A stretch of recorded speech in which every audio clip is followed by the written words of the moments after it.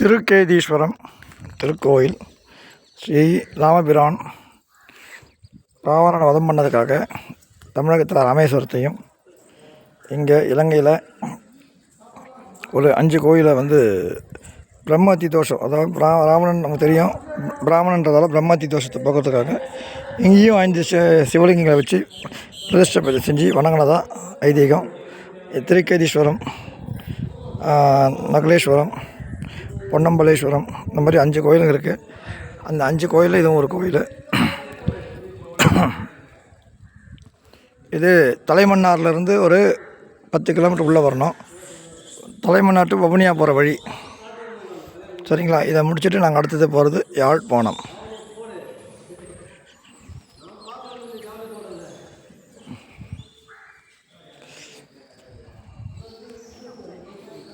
இந்த கோயிலில் சட்டம் அணியக்கூடாது சார்.